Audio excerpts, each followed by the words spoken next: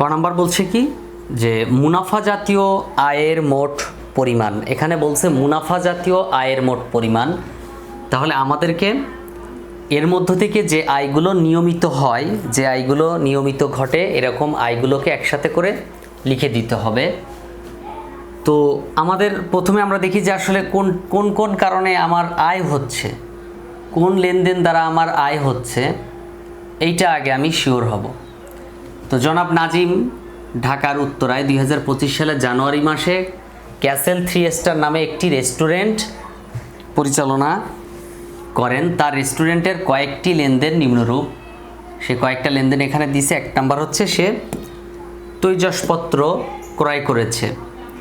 So এটা তৈজসপত্র ক্রয় মানে স্থায়ী সম্পদ, এটা হাঁড়ি পাতিল। সাজসজ্জা সামগ্রী ক্রয় 20,000 টাকা, অর্থাৎ রেস্টুরেন্ট অনেকদিন পর পর সাজসজ্জা অর্থাৎ ডেকোরেট করে, হ্যাঁ, সাজায় সুন্দর করে। তো সেই ক্ষেত্রে সাজসজ্জা সামগ্রী 20,000 টাকা।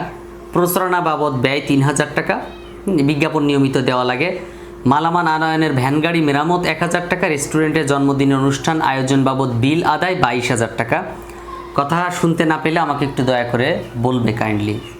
রেস্টুরেন্টের জন্মদিনের অনুষ্ঠান আয়োজন বাবদ বিল আদায় হলো 22,000 টাকা। দেখো এইখানে তুমি রেস্টুরেন্টের আয়ের মাধ্যমটাই কিন্তু হচ্ছে তোমার জন্মদিন কিংবা বিয়ে, নানা রকম অনুষ্ঠান হয়, অনুষ্ঠানের মাধ্যমেই কিন্তু তার আয়টা হয়। সো রেস্টুরেন্ট যে জন্মদিনের অনুষ্ঠান আয়োজন বাবদ বিল আদায়, এটা হচ্ছে তার আয় এবং এটা নিয়মিত হয়, এই আয়টা তার নিয়মিত হয়। নষ্ট রেফ্রিজারেটর চালুর জন্য নতুন কম্প্রেসার করায়। কম্প্রেসার তো ডেলি ডেলি কিনবে না নিশ্চয়ই, অনেক দিন পর পর কিনবে। তারপর কর্মচারীদের বেতন প্রদান, নিয়মিত বেতন প্রতি মাসে প্রদান করতে হয়। গ্রাহকদের সেবা প্রদানের জন্য প্রাপ্তি। তো গ্রাহকদের সেবা দিছে, সেটা হয়তো যে কোনো মাধ্যমে সেবা দিছে, সেটা জন্মদিন অনুষ্ঠান হোক, বিয়ের আয়োজন হোক, আর যে কোনো আয়োজনের মাধ্যমে সেবা দিয়ে তার আয় হয়েছে। ভাড়া পরিশোধ 50,000 টাকা। আলমারি ক্রয় 25,000 টাকা। সো এগুলো সব হচ্ছে ব্যয়, তার মধ্যে আলমারি ক্রয় হচ্ছে স্থায়ী সম্পদ ক্রয়। বলছে মুনাফা জাতীয় আয়ের মোট পরিমাণ। তো এখানে মুনাফা জাতীয় কথা দ্বারা বলেছিলাম যে যে ঘটনাগুলো নিয়মিত ঘটে এবং নিয়মিত প্রতি মাসে প্রতিদিন এই ঘটনাগুলো ঘটবে খুব স্বল্প সময়, এবং এটা সুবিধা তুমি একবারে পাবা। সো এই যে একবারই পাবা সুবিধা, নিয়মিত ঘটবে, টাকার পরিমাণ কম থাকবে, এগুলো যদি বোঝায় তাহলে সেটা মুনাফা জাতীয় হয়ে থাকে। তো এখানে জন্মদিন অনুষ্ঠান আয়োজন বাবদ বিল আদায়, এটা নিয়মিত ঘটবে। গ্রাহকদের সেবা প্রদান করছে, তো সেবা তো সে দেওয়ার জন্যই বসছে রেস্টুরেন্ট দিয়ে, সো সে তো সেবা দিবেই। তাহলে এই দুটো হচ্ছে তার মুনাফা জাতীয় আয়। হ্যাঁ, আর দেখো বাকিগুলো কিন্তু তার কোনোটা হয়তো ব্যয়, কোনোটা স্থায়ী সম্পদ, হ্যাঁ, স্থায়ী সম্পদ ক্রয় করছে। শুধু এই দুটোই দেখো হচ্ছে এখানে মুনাফা জাতীয় আয় আছে। তাহলে আমরা ছক করব, হ্যাঁ আমরা ছক করব। তো ছকে আমরা হচ্ছে লিখব, আমরা একটা ছক করব তারিখ বিবরণ টাকা টাকা, হ্যাঁ তারিখ বিবরণ টাকা টাকা একটা ছক করব। সো প্রথমে আমরা এখানে লিখব, এটা 3 নং সৃজনশীল প্রশ্ন, 3 নং সৃজনশীল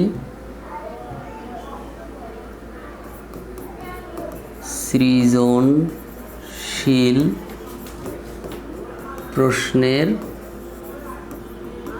সমাধান। ওকে, 3 নং সৃজনশীল প্রশ্নের সমাধান। তারপর ক নাম্বার সমাধান করতেছি আমরা, মুনাফা জাতীয় আয়ের পরিমাণ নির্ণয় করব। মুনাফা জাতীয় আয়ের মোট পরিমাণ। ওকে, তো 2025 সাল, এটা যাদের বইয়ে 2017 আছে 17, 2025 2017 আর কি এরকমই থাকবে। তাহলে কি পেলাম যে জন্মদিন অনুষ্ঠান আয়োজন বাবদ বিল আদায়।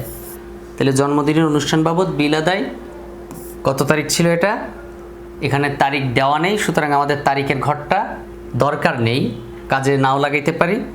তো আমরা লিখব কি, রেস্টুরেন্টের জন্মদিন অনুষ্ঠান আয়োজন বাবদ বিল আদায়। তাহলে জন্মদিনের অনুষ্ঠান বাবদ বিল আদায়। জন্মদিনের একটু জানাইও লেখা বোঝা যাচ্ছে কিনা, কথা শোনা যাচ্ছে কিনা। জন্মদিনের অনুষ্ঠান বাবদ বিল আদায় 22,000 টাকা। 22,000 টাকা। তারপর গ্রাহকের সেবা প্রদানের জন্য প্রাপ্তি, গ্রাহককে সেবা প্রদান কত? 25,000 টাকা। 25,000 টাকা। আচ্ছা, তাহলে 47,000 টাকা। 47,000 টাকা। এখন বলো এইটুকু বুঝুনি কে কে? আমাকে একটু বলো প্লিজ, কে কে এইটুকু বুঝুনি কিংবা এর মধ্যে কোনো প্রশ্ন আছে কি না একটু আমাকে বলো।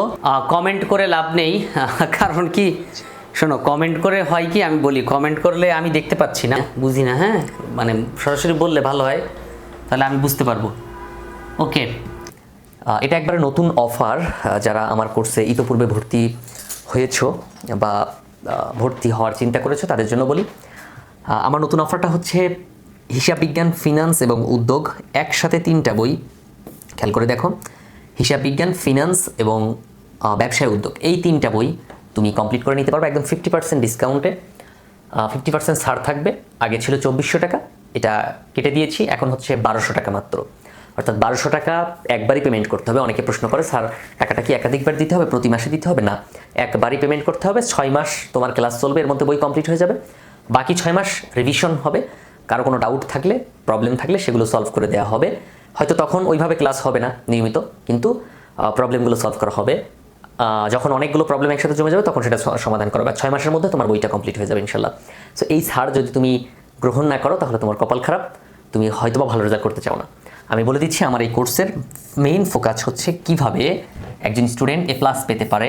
হ্যাঁ, A+ আমার টার্গেট। অর্থাৎ তুমি যতই দুর্বল স্টুডেন্ট হও না কেন, আমার টার্গেট হচ্ছে তোমাকে নিয়ে A+ পাওয়ানো। সো যারা A+ পেতে চাও, একটু কষ্ট করে আমাকে স্ক্রিনে দেওয়া নাম্বারে যোগাযোগ করো। যোগাযোগ করে যত দ্রুত পারো কোর্সে ভর্তি হয়ে যাও। ভর্তি হওয়ার প্রক্রিয়াটা আমাকে ফোন দিয়ে তুমি জিজ্ঞাসা করতে পারো। জাস্ট পেমেন্ট করে দিলেই হবে। 1200 টাকা পেমেন্ট করে হোয়াটসঅ্যাপে একটা মেসেজ দিলে হবে যে আমি টাকা পাঠাইছি এই নাম্বার থেকে। তো টাকা পাঠানোর পরে তোমাকে সিক্রেট গ্রুপে অ্যাড করা হবে। তারপর তোমাকে ট্রেনিং করানো হবে কীভাবে ক্লাস করতে হয়। এই যে জুম অ্যাপে ক্লাস হবে, জুম অ্যাপ যে অ্যাপে হচ্ছে মিটিং হয়, ক্লাস করানো হয়। অনেকে ফেসবুক গ্রুপে ক্লাস করায়, তো ওখানে কমেন্ট করে তারপর প্রশ্ন করতে হয়। তুমি একটা প্রবলেম বুঝতেছো না, আমি যেমন এটা বুঝাচ্ছি, তুমি বুঝতেছো না, আমাকে প্রশ্ন করতে হবে না। তো ওখানে হচ্ছে সেটা না করে হয় কি, জুম অ্যাপে ক্লাস না করায় ফেসবুক গ্রুপে ক্লাস করায়, লাইভে মানে কমেন্ট করতে হয়। তো কমেন্ট করতে গেলে এটা সাথে সাথে ওই টিচার দেখতেও পারে না। তুমি যখন কথা বলবা আমার কথার মাঝে, হ্যাঁ, তখন তো তুমি প্রশ্ন করবা, সরাসরি প্রশ্ন করবা আর কি। তারপর ক্লাসগুলো রেকর্ড করা থাকবে আর ফ্রি লেকচার শিট থাকবে। মানে তুমি ভর্তি হওয়ার পরে প্রত্যেকটা চ্যাপ্টারে আলাদা আলাদা লেকচার শিট ফ্রিতে পেয়ে যাবা। বোর্ড প্রশ্ন সমাধান করা হবে, মানে তুমি একটা অধ্যায় শেষ করার পর বোর্ড প্রশ্ন সমাধান করে তারপর তার উপর তুমি পরীক্ষা দিবে। আর অনেক সুবিধা তো আছেই।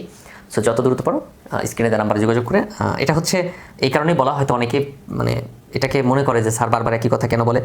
ব্যাপারটা হচ্ছে এটা আমি মনে করাই দিই এই কারণে যে যদি তোমার মানে তুমি যদিও ভিডিওটা হয়তো সার্চ করে দেখতেছো কিংবা তুমি আমার নিয়মিত ক্লাস দেখো, কিন্তু ইনফরমেশনটা জানলে হয়তো তোমার উপকার হতে পারে। মাত্র 1200 টাকা দিয়ে একবারই 1200 টাকা পেমেন্ট করতে হয়। 1200 টাকা দিয়ে তুমি পুরো বই কমপ্লিট করে নিতে পারতেছো। সো এটা তোমার জন্য তো বিগ অপরচুনিটি, তাই না?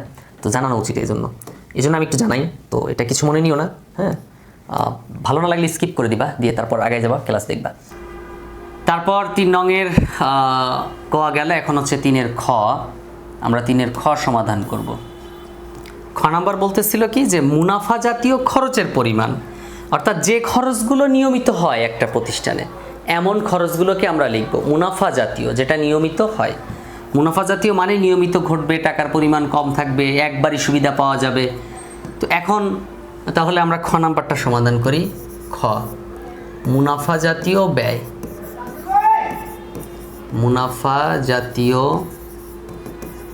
ব্যয়। তো মুনাফা জাতীয় ব্যয়ের পরিমাণ, মুনাফা জাতীয় খরচের পরিমাণ, হ্যাঁ, খরচের পরিমাণ। দেখো, তো এটাও ঠিক 2025 সাল। তারপর মুনাফা জাতীয় খরচ দেখো কোনগুলো, যেমন তৈজসপত্র, এটা রেস্টুরেন্টের স্থায়ী সম্পদ, এটা ডেলি কিনবে না, হয়তো 5-7 বছর পর একবার কিনবে। সো এটাকে আমরা খরচ বলবো না। তুমি তো টাকার বিনিময়ে এই যে জিনিসটা কিনবা, এটার মাধ্যমে তুমি অনেক দিন সুবিধা পাবা।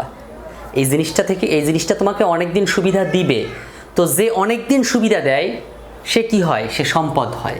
আর যে একবারই সুবিধা দেয় সে হচ্ছে আয় কিংবা ব্যয় হতে পারে। যাই হোক, সাজসজ্জা সামগ্রী তুমি তো ডেলি সাজাবা না, সুন্দর করে একদম ডেকোরেট করবা কি ডেলি করবা? জীবনও না। প্রচারণা তোমাকে নিয়মিত করতেই হবে, প্রচারণা বাবদ ব্যয়। তারপর মালামাল আনয়নের ভ্যান গাড়ি মেরামত। আচ্ছা, রেস্টুরেন্টের জিনিসপত্র বিভিন্ন জায়গায় নিয়ে যাইতে হয়, আনতে হয়, তো সেই খরচটা কিন্তু নিয়মিত হবে। আর ওই ভ্যান গাড়িটা মেরামত করা লাগতে পারে নিয়মিত, কারণ ওটা খরচ নিয়মিত হবে। রেস্টুরেন্টের জন্মদিন অনুষ্ঠান বাবদ এটা তো লিখছি। রেফ্রিজারেটর চালুর জন্য কম্প্রেসার, এই কম্প্রেসার স্থায়ী সম্পদ, এটা নিয়মিত তুমি কিনবা না, অনেক দিন পর কিনবা। তাহলে এটা ব্যয় না, এটা একটা সম্পদ। এটা সম্পদ, এটা সম্পদ, এটা এটা সম্পদ। কর্মচারীদের বেতন প্রদান তোমাকে প্রতি মাসে দিতে হবে। গ্রাহকদের সেবা প্রদানের জন্য প্রাপ্তিটা না ভাড়া পরিশোধ, তোমার রেস্টুরেন্টের যে ভাড়া সেটা তো প্রতি মাসে তোমাকে দিতে হবে। তারপর আলমারি ক্রয়, তুমি নিয়মিত আলমারি ক্রয় করবা না, এটা অনেক দিন পর ক্রয় করবা, এটা তোমার জন্য একটা সম্পদ। এটা তোমাকে অনেক দিন সুবিধা দিবে। তাহলে প্রচারণা বাবদ ব্যয়, মালামাল আনয়নের ভ্যান গাড়ি, কর্মচারীদের বেতন প্রদান, ভাড়া পরিশোধ। আমার মিস্টেক হতে পারে, তোমরা কিন্তু একটু বইলো আবার। সো দেখো, তাহলে মুনাফা জাতীয় খরচের পরিমাণ তো আমরা প্রথমে পেয়েছিলাম কি, যে প্রচারণা বাবদ ব্যয়। তাহলে আমরা এখানে লিখব প্রচারণা বাবদ ব্যয়। প্রচারণা বাবদ ব্যয়, প্রচারণা বাবদ ব্যয় ৩,০০০ টাকা। ৩,০০০ টাকা, ৩,০০০ টাকা। তারপর মালামাল আনয়নের ভ্যান গাড়ি মেরামত, তাহলে আমরা শুধু নর্মালি লিখতে পারি ভ্যান গাড়ি মেরামত। শোনো, একটা বিষয় কি আমি বলি, আমি যখন কলেজে পড়তাম তখন আমি এই কি লিখবো এটা বুঝতাম না, এখানে কি লিখবো আসলে। তো আমি স্যারকে এটা জিজ্ঞাসা করছিলাম যে স্যার আমি আসলে এখানে কি লিখবো, আমি তো শিওর বলতে পারি না, ধরা যায় না কোনটা লিখবো। তো তখন স্যার আমাকে বলছিল, দেখো এইখানে লেখাটা মেন বিষয় না, টাকার পরিমাণটা মেন কিনা এটা দেখো। অর্থাৎ এইখানে টাকার পরিমাণ ভুল আছে কিনা সেটা দেখো, এটাকে বেশি ফোকাস দাও, এখানে না। তো এখানে তুমি কোনো রকম বুঝতে পারলে হয়েছে, এখানে তোমাকে বলে নাই যে কোনো ভুল হইলে একবারে কাটা দিবে, কিন্তু এখানে একটা শূন্য বেশি কম হইলে ঝামেলা, একটু ভুল হইলে ঝামেলা, ঠিক আছে? এই জন্য টাকার অঙ্কটা বেশি দেখবা, এখানে ব্যাপার না, এখানে বুঝতে পারলেই হয়েছে, তারিখ তো দেওয়াই থাকবে। প্রচারণা বাবদ ব্যয় ভ্যান গাড়ি মেরামত, তো ভ্যান গাড়ি মেরামত কত ছিল? ১,০০০ টাকা ছিল, ১,০০০ টাকা। তারপর আচ্ছা, ভ্যান গাড়ি মেরামত, তারপর হচ্ছে কর্মচারীদের বেতন প্রদান ৯,০০০ টাকা। সো বেতন প্রদান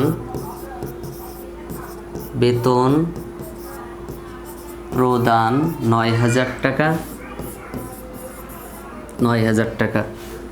তারপর গ্রাহকদের সেবা প্রদানের জন্য প্রাপ্তি ভাড়া পরিশোধ ৫০,০০০ টাকা, ভাড়া পরিশোধ ৫০,০০০ টাকা, ভাড়া পরিশোধ ৫০,০০০ টাকা, ৫০,০০০ টাকা। তারপর আলমারি ক্রয়, এটা আসবে না। তো দেখো তো সব কিছু ঠিক আছে না? কর্মচারীদের বেতন প্রদান, ভাড়া পরিশোধ, তারপর হচ্ছে তোমার প্রচারণা বাবদ ব্যয়, ভ্যান গাড়ি মেরামত, সবগুলো হয়েছে না? সো ৩ আর ১ ৪, ৯ আর ৪ ১৩, ১৩ আর ৫০ ৬৩,০০০ টাকা। এটাই কি নাকি আরও আছে, কোনোটা বাদ গেল? সাজসজ্জা সামগ্রী প্রচারণা বাবদ ব্যয় ৩,০০০ টাকা লিখেছি। তারপর হচ্ছে ভ্যান গাড়ি মেরামত ১,০০০ টাকা লিখেছি। তারপর রেফ্রিজারেটর চালু, এটা আসবে না, বিল আদায় আসবে না। কর্মচারীদের বেতন প্রদান ৯,০০০ টাকা। কে জানি কি বললা? ভাড়া পরিশোধ ৫০,০০০ টাকা। বলো কি বললা, কিছু বললা? খ নাম্বার গেল, এখন হচ্ছে গ নাম্বার, মূলধন জাতীয় ব্যয়ের পরিমাণ। মূলধন জাতীয় ব্যয় অর্থাৎ আমি বলেছিলাম, বলো তো কি বলেছিলাম, যে মূলধন জাতীয় ব্যয় কোনটাকে ধরবো আমরা? ওকে, তোমরা এটা স্ক্রিনশট রেখে দিতে পারো। মুছে ফেললাম। ওকে, যারা করনি বাড়ির কাজ তাদের কপালে দুঃখ আছে গো। গ নাম্বার এখন আমরা সমাধান করব। গ, মূলধন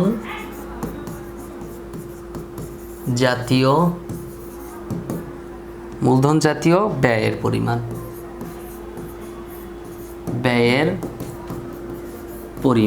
মূলধন জাতীয় ব্যয়ের পরিমাণ। দেখো এটাও 2025 লিখো, আপাতত তারিখ দেওয়া নেই, সো আমরা দিচ্ছি না আপাতত।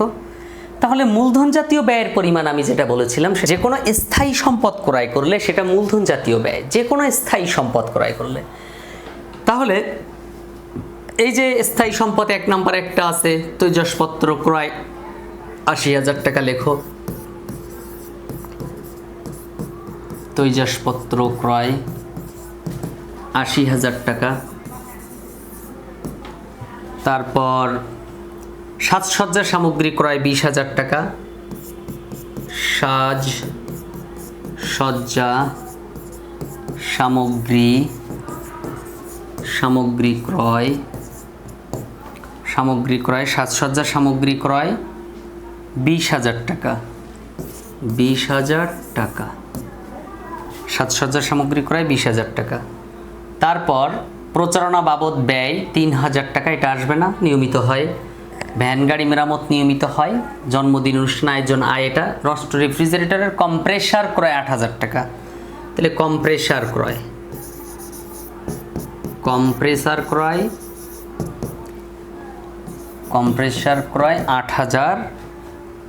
8,000 টাকা, রাইট, 8,000 টাকা। তারপর কম্প্রেসার ক্রয়ের পরে বেতন প্রদান, সেবা প্রদানের জন্য প্রাপ্তি, ভাড়া পরিশোধ, আলমারি ক্রয় 25,000 টাকা। আলমারি ক্রয়। দেখো এখানে প্রত্যেকটা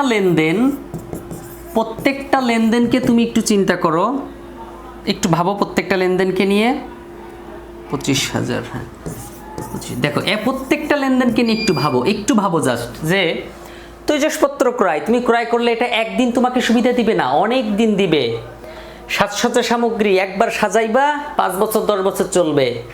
কম্প্রেসার ক্রয়, ফ্রিজের ডেলি কম্প্রেসার ক্রয় করা লাগে না, প্রতি মাসে ক্রয় করা লাগে না।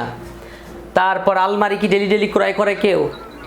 সো এইখানে চিন্তা করো, যে সম্পদগুলো দেখতে পাচ্ছ এগুলোর সুবিধা তুমি একদিন না অনেক দিন পাবা, দীর্ঘমেয়াদী একাধিকবার সুবিধা পাবা। এই জন্য এগুলো কি এক একটা সম্পদ। তাহলে 80 আর 20 1,25 আর হচ্ছে 8,000, তাহলে 1,33,000 টাকা। এই হিসাবটা ঠিক আছে? একটু দেখো তো হিসাবটা ঠিক আছে কিনা। 1,33,000 টাকা হিসাবটা ঠিক আছে? তোমাদের সাথে মিলছে? ওকে, থ্যাংক ইউ। দেখো তাহলে এগুলো হচ্ছে আমাদের মূলধন জাতীয় ব্যয়ের পরিমাণ ছিল। এখন আমরা চলে যাব হচ্ছে পরের অঙ্কে চলে যাব। এটা স্ক্রিনশট মেরে নাও।